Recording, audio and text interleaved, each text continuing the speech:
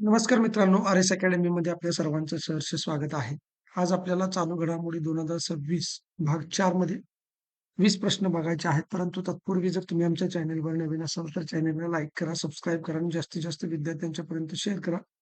आणि इथून पुढे होणाऱ्या सर्वच स्पर्धा परीक्षांसाठी हे चालू घडामोडीचे प्रश्न अतिशय महत्त्वाचे आहेत. जास्त वेळ न लावता आपण प्रश्नांना सुरुवात करूया. बघा, भारतातली पहिली हायड्रोजन रेल्वे कोणत्या मार्गावर धावणार आहे? दिल्ली, आग्रा, जिंद, सोनीपत, मुंबई, पुणे, अहमदाबाद, वडोदरा. तर या ठिकाणी याचं जे उत्तर आहे ते आहे जिंद, सोनीपत. महाराष्ट्रात समान नागरी कायदा लागू करण्यासाठी कोणाच्या अध्यक्षतेखाली समिती नेमण्यात आली आहे? रंजना देसाई, उज्ज्वल निकम, डी.वाय. चंद्रचूड, बी.आर. गवई. तर याचं उत्तर आहे रंजना देसाई. 72व्या चित्रपट पुरस्कारांमध्ये सर्वोत्कृष्ट मराठी चित्रपटाचा पुरस्कार कोणत्या चित्रपटाला मिळाला? पावनखिंड, हमसफर, बाई पण भारी देवा, धर्मवीर. तर याचं उत्तर आहे हमसफर. भारताच्या पहिल्या खाजगी रॉकेटचे नाव काय? अग्निबाण, विक्रम-1, पी.एस.एल.व्ही, जी.एस.एल.व्ही. तर याचं उत्तर आहे विक्रम-1. नुकतेच निधन पावलेले गारफील्ड सोबर्स हे क्रिकेटपटू कोणत्या देशाचे होते? ऑस्ट्रेलिया, इंग्लंड, वेस्ट इंडिज, दक्षिण आफ्रिका. तर याचं उत्तर आहे वेस्ट इंडिज. 6वा प्रश्न आहे, पहिल्या आशियाई U23 ॲथलेटिक्स स्पर्धेत पदक मिळवणारी श्रावणी सांगळे महाराष्ट्रातील कोणत्या जिल्ह्याची रहिवासी आहे? पुणे, नाशिक, कोल्हापूर, नागपूर. तर याचं उत्तर आहे नाशिक. लक्षात ठेवा मित्रांनो, ह्या ज्या काही पहिल्या आशियाई U23 म्हणजे अंडर 23 स्पर्धा 23 वर्षाखालीलच्या झालेल्या आहेत, त्याच्यामध्ये पदक मिळवणारी श्रावणी सांगळे ही महाराष्ट्राची आहे. त्यामुळे हिच्यावरती 100% तुम्हाला प्रश्न विचारला जाऊ शकतो. त्यामुळे हा प्रश्न अतिशय महत्त्वाचा आहे. एकूणच इथे घेतलेले सर्व प्रश्न महत्त्वाचे आहेत. ते तुम्हाला चांगल्या पद्धतीनं त्याची तयारी करायची आहे. विम्बल्डन ओपन 2026च्या महिला एकेरीचे विजेतेपद खालीलपैकी कोणी पटकावले? Iga Swiatek, Aryna Sabalenka, Linda Noskova, Coco Gauff. तर याचं उत्तर आहे लिंडा नोस्कोवा. समान नागरी कायदा लागू करणारे भारतातील पहिले राज्य कोणते? गुजरात, उत्तराखंड, महाराष्ट्र, उत्तर प्रदेश. तर याचं उत्तर आहे उत्तराखंड. या ठिकाणी समान नागरी कायदा लागू झालेला आहे. भारत स्वतंत्र होण्याच्या अगोदरपासून खालीलपैकी कोणत्या राज्यात समान नागरी कायदा लागू आहे? गोवा, केरळ, तामिळनाडू, महाराष्ट्र.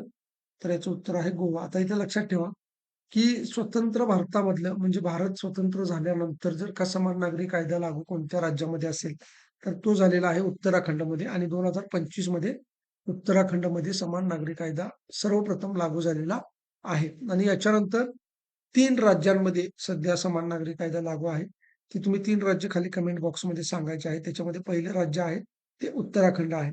आणि त्याचबरोबर जर तुम्हाला असं विचारलं, की सुरुवातीपासूनच म्हणजे अगदी भारत स्वतंत्र होण्याच्या अगोदरपासून भारतामध्ये कोणत्या राज्यात समान नागरी कायदा लागू आहे? तर तो गोव्यामध्ये आहे. तो काही नव्याने लागू केलेला नाही. तिथं आधीपासूनच समान नागरी कायदा लागू आहे. ब्रिज मॅन ऑफ इंडिया म्हणून खालीलपैकी कोणास ओळखले जाते? सुंदर पिचई, गिरीश भारद्वाज, सोनम वांगचुक, राजेंद्र सिंह. याचं उत्तर आहे गिरीश भारद्वाज. खालीलपैकी कोणता दिवस जलसंधारण दिन म्हणून साजरा केला जाणार आहे? 5 जून, 21 ऑगस्ट, 22 मार्च, 15 सप्टेंबर. तर याचं उत्तर आहे 21 ऑगस्ट. आता या ठिकाणी लक्षात ठेवा, 21 ऑगस्ट हा दिवस जो आहे तो जलसंधारण दिन म्हणून साजरा केला जाणार आहे. परंतु हा 21 ऑगस्ट कोणाचा जन्मदिवस आहे आणि कोणाच्या स्मृतीप्रित्यर्थ हा दिन साजरा केला जाणार आहे, ते तुम्ही चेक करायचं आहे. आणि तुम्हाला जर शक्य असेल तर तुम्ही कमेंट बॉक्समध्ये सुद्धा सांगा, की कोणाच्या स्मृतीप्रित्यर्थ हा जलसंधारण दिन साजरा केला जाणार आहे.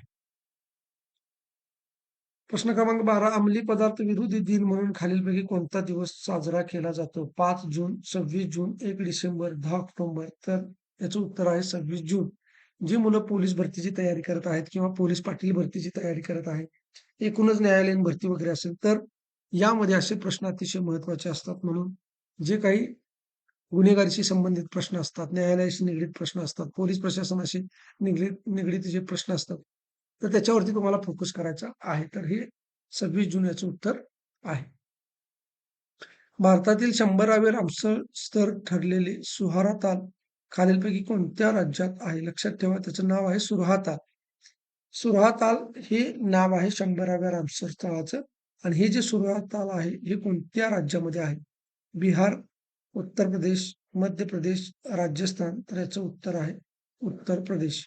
आता रामसर स्थळांचं ज्यावेळी तुम्हाला स्टडी करायचा असतो, त्याचा अभ्यास करायचा असतो, तर तुम्हाला सगळ्यात जास्त रामसर स्थळं कोणत्या राज्यामध्ये आहेत? सगळ्यात कमी रामसर स्थळं कोणत्या राज्यामध्ये आहेत? त्यानंतर 25वं रामसर स्थळ, 100वं अशा पद्धतीने 50वं रामसर स्थळ या सगळ्या गोष्टींची माहिती तुम्हाला घ्यायची आहे.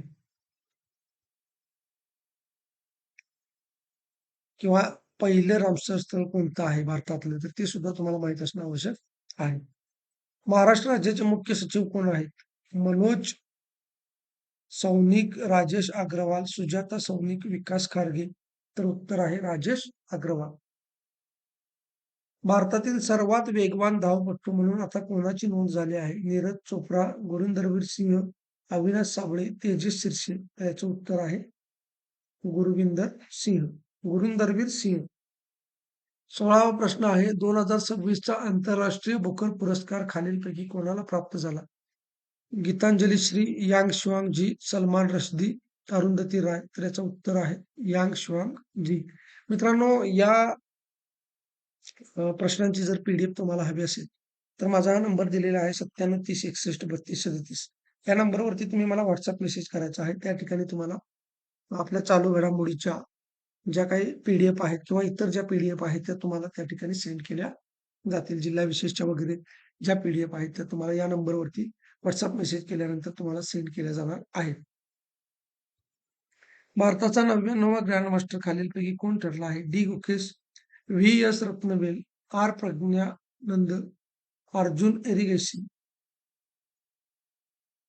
तर याचं उत्तर आहे व्ही.एस. रत्नवेल. आता मागच्या वेळी मी तुम्हाला 98वा ग्रँडमास्टर सांगितलेला आहे आणि नुकतंच आता 99वा ग्रँडमास्टर सुद्धा ठरलेला आहे. तर तुम्हाला 98 आणि 99 हे 2 ग्रँडमास्टर माहीत असणं आवश्यक आहे. याच्यावरती तुम्हाला प्रश्न येणार म्हणजे येणार. 18वा प्रश्न आहे डॉक्टर कुमार सत्तरसिंह यांचे वयाच्या कितव्या वर्षी निधन झालेलं आहे? 82, 83, 84, 85. तर याचं उत्तर आहे वयाच्या 84व्या वर्षी कुमार सत्तरसिंह यांचं निधन झालेलं आहे. प्रश्न क्रमांक 19 माहूर गडावरील रेणुका मातेचा प्रसाद म्हणून दिला जाणाऱ्या तांबूलला तांबूल नावाचा हा प्रसाद आहे रेणुका मातेचा जो की माहूर गडावरती दिला जातो. तर या तांबूलला नुकताच जी.आय. टॅग प्राप्त झाला आहे. तर हे जे माहूरगड ठिकाण आहे ते कोणत्या जिल्ह्यामध्ये आहे? परभणी, नांदेड, हिंगोली, यवतमाळ. तर याचं उत्तर आहे नांदेड.